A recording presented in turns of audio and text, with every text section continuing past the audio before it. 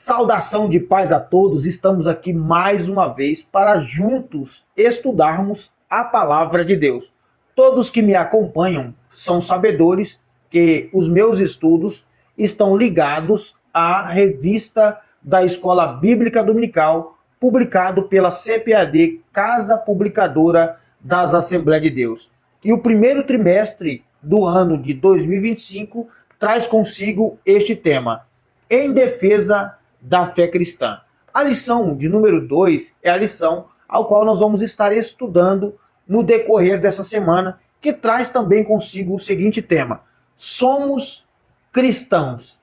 A leitura diária dentro desta lição de número 2, ela também traz consigo alguns temas sugestivos para estarmos meditando durante a semana. E o tema desse dia de hoje diz assim: ser cristão significa ser discípulo e seguidor de Cristo.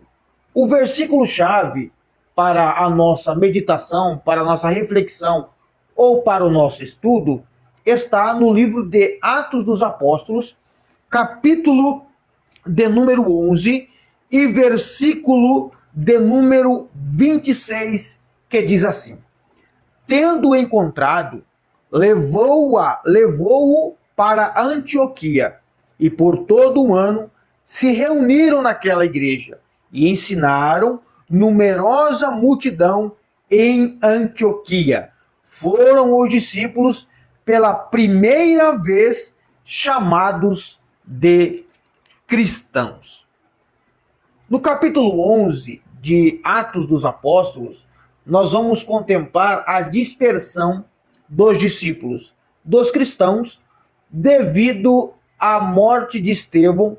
Instaurou-se uma perseguição contra a igreja em Jerusalém. Dentro desse contexto, narra-se um personagem por nome Barnabé. Barnabé, quando chega em Antioquia, tendo ele chegado e vendo a graça de Deus, ele se alegrou e exortava todos com firmeza de coração para que permanecessem no Senhor. Barnabé, um discípulo do Senhor, que saiu juntamente com os dispersos, porque estavam sendo perseguidos, ele foi para Antioquia. Quando ele chega em Antioquia, ele encontra um povo e ele começa a pregar o evangelho àquele povo. Barnabé, que o seu nome significa filho da consolação, Barnabé, mesmo deixando a pátria ou Jerusalém, a cidade, a igreja matriz do cristianismo, mesmo em outra cidade, ele não deixa de ser discípulo e de pregar o evangelho. Mesmo em meio à perseguição, Barnabé não deixou de ser discípulo e de propagar o evangelho de Cristo Jesus. Quando Barnabé vê que as coisas estão criando uma proporção, uma dinâmica, e o evangelho estava se alastrando, e o reino estava se avançando, e as pessoas começaram a se agregar, a se achegar a Cristo Jesus, Barnabé vai até a cidade de Tarso, chama o apóstolo Paulo, retornam a Antioquia e eles continuam dando testemunho de cristão e de discípulos. Por isso, o texto que nós lemos vai dizer: e em Antioquia foram os discípulos pela primeira vez chamados de cristãos. Ou seja, os discípulos do Senhor, eles deram tão bem o testemunho de que de fato eles foram discipulados pelo Senhor e que de fato o Senhor Jesus habitava na vida deles, eles estavam tão imersos em Cristo, o comportamento, a fala, o comportamento deles diante da sociedade mostrou para o povo de Antioquia que de fato eles estiveram com o Senhor Jesus, que de fato eles eram discípulos do Senhor Jesus. Este mundo, como Antioquia, este mundo em que nós estamos vivendo, eles precisam da manifestação dos verdadeiros discípulos do Senhor.